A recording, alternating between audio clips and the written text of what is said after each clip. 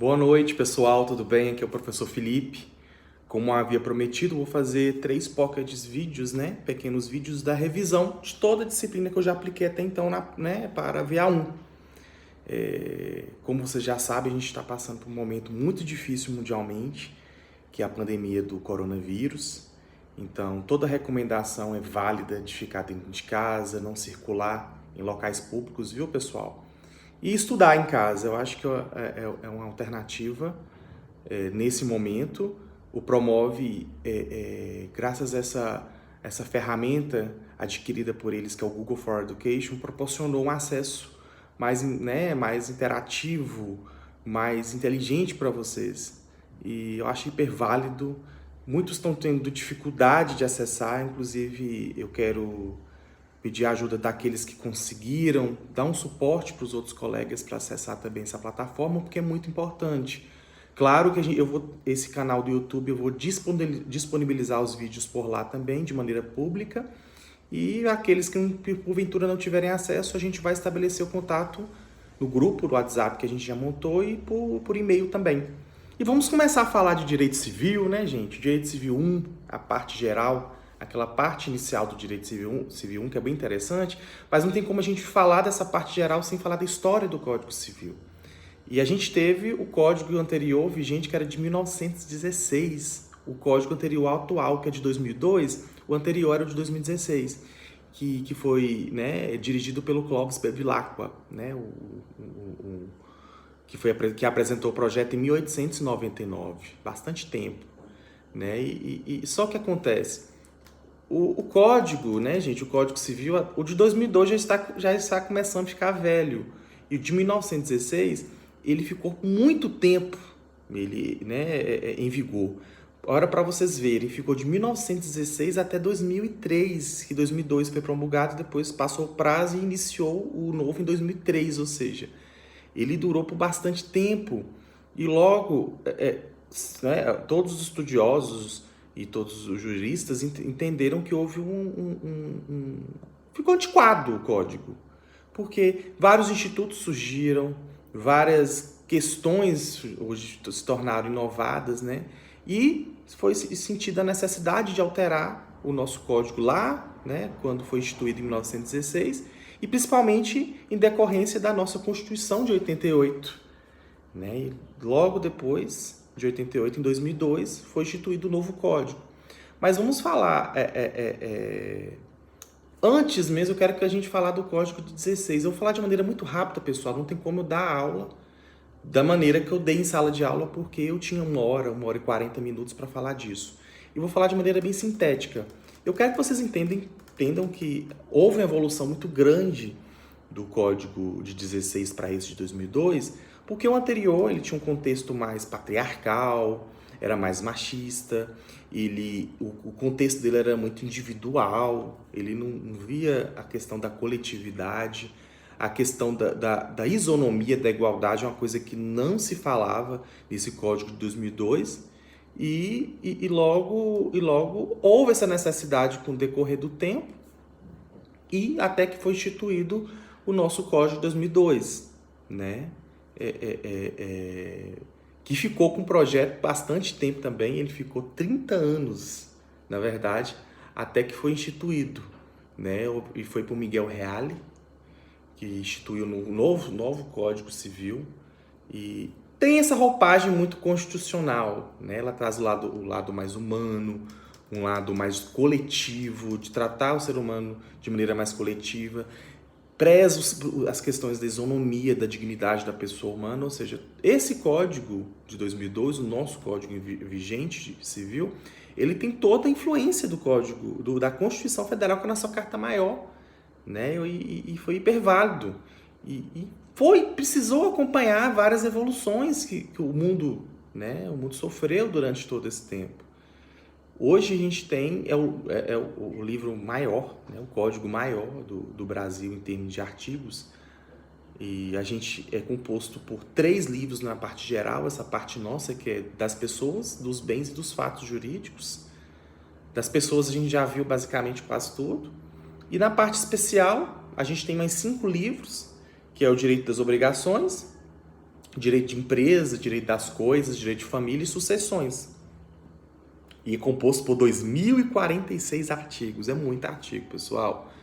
E a gente tem um último livro que é complementar, para questões mais complementares. E vamos falar dos princípios básicos, porque quando a gente fala em uma disciplina nova no direito, a gente tem que pensar nos princípios. Todos têm os princípios básicos que norteiam essa disciplina. E o primeiro assim, que a gente pode falar do Código Civil é o princípio da socialidade, que ele teve essa origem, essa influência na Revolução Francesa, que prezava pela igualdade, liberdade e fraternidade. Né? Ela é a revisão de todos os direitos do ser humano, do direito privado tradicional, como propriedade, né? Contrato e todas essas questões de patrimônio, família. Então, esse princípio da socialidade, essa questão de tornar o código, o princípio, tem esse princípio da socialidade, de fato, de reunir essas características da igualdade, da liberdade, da fraternidade, com influência, obviamente, da Revolução Francesa. Outro princípio interessante, né, é o princípio da eticidade. Eticidade de ética mesmo, isso é bem interessante. Parece tão pouco chover no molhado. Porque a gente fala em direito, a gente tem que falar em ética. Só que a ética, dentro das questões civis, para você viver de maneira civilizada, aí vem a essência do Código Civil, a ética é um fator primordial, né? Você respeitar, tratar com ética, você viver na boa fé, isso é totalmente importante, os valores da sociedade, ok? Então é um princípio bastante presente, basicamente todo o código, né? E muito aliado ao princípio da boa fé, né? Da boa vontade, da boa intenção, da lealdade. Então é um princípio bastante importante também, viu, pessoal? A gente tem também o princípio da operalidade ou da concretude. Isso é conceder aos maiores, né, poderes hermenêuticos ao juiz de poder verificar, aplicar a lei da maneira mais correta. Porque antes dessa promulgação dessa lei, até antes da Constituição anterior, a lei era às vezes muito seca no sentido de simplesmente aplicar e o juiz ficava limitado a aplicar de fato sem analisar às vezes o fato em si. Né? Hoje o direito, bem como o Código Civil, a Constituição, ela preza esse princípio da operalidade, da concretude, do quê?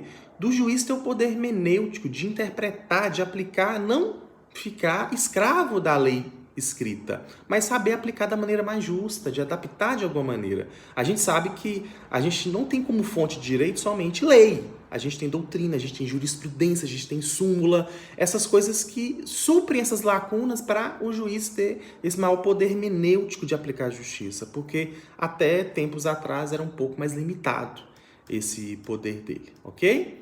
Gente, vamos falar agora de maneira bem rápida mesmo, já vamos pular para a pessoa natural, o início da personalidade jurídica, que é logo no artigo 1º. E a personalidade, gente, é atributo inerente ao ser humano. A personalidade é que você é chato, eu sou genioso, eu sou ciumento, nada a ver com isso. Personalidade é um atributo inerente ao ser humano quando ele nasce com vida. Né? Então, assim, o artigo 1º fala, é o momento que a pessoa adquire direitos e deveres na ordem civil.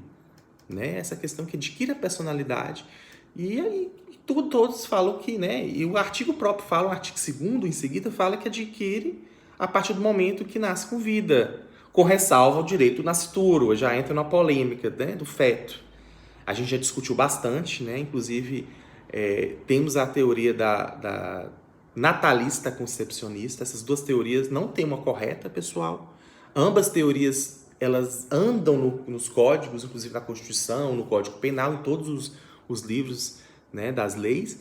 E eu quero que vocês entendam, a natalista é aquela teoria que entende que a personalidade só inicia, né, o direito só inicia após o nascimento com vida. Né? Aquela pessoa que, de fato, por uma questão lógica, ela tem que ter um RG, CPF, ali ela adquire uma personalidade. Não tem como, antes disso, ela ter personalidade. Professor, em algumas situações, é aplicada a teoria natalista? Muito, muito. Né? Por exemplo, ser cotista de uma empresa. Eu falei para vocês, né? Vocês vão aprender futuramente. Hoje em dia, para você ter cota em uma empresa, Você não precisa ser maior de idade, você não pode ser administrador, único sócio, mas você como criança você pode ter cotas de uma empresa, perfeito. Só que o seguinte, você tem que estar nascido, você tem que ter o CPF, você tem que ter um RG para ter esse direito, ok? Então assim, são coisas inerentes ao nascimento. Você tem que estar vivo para ter esse direito. Por isso que a teoria natalista. Diferente da teoria concepcionista. A concepcionista entende que o nascituro já adquire a personalidade jurídica desde a sua concepção. O feto ali na barriga da mãe já tem direito. É uma teoria que, por incrível que pareça, vem crescendo bastante. Eu dou aula em sucessões também. Meus alunos falam que até pouco tempo atrás, quando falecia uma pessoa, só era herdeiro quem era nascido na época da morte. Não duro, não é que nasceu depois. Né? Isso é teoria totalmente natalista. Só que a jurisprudência já pacificou que essa teoria é concepcionista. Se porventura tiver alguém grávida, vamos supor, o filho do falecido tiver com 6 meses de nascimento e for abrir o inventário dele, a parte dele tem que ser resguardada. Eu falei para vocês em sala de aula, hoje tem jurisprudência de seguro de PEVAT. Testamento, o feto ele pode receber um testamento sob as condições, obviamente, de nascer com vida. Então, é bem misto esses dois. Então, gente, é uma vertente que vem crescendo bastante. Teve aí algumas pessoas que ganharam danos morais em decorrência da morte do pai na ditadura, ou seja, mas o direito dele nasceu quando ele era feto. Olha que interessante. Dentro de uma teoria, obviamente, concepcionista. Então, é bem interessante essa questão e vamos pular agora para o próximo tópico. Vou dar uma pausa aqui, que já ultrapassamos aqui os 11 minutos. Então, pessoal, vamos à parte 2. Até mais.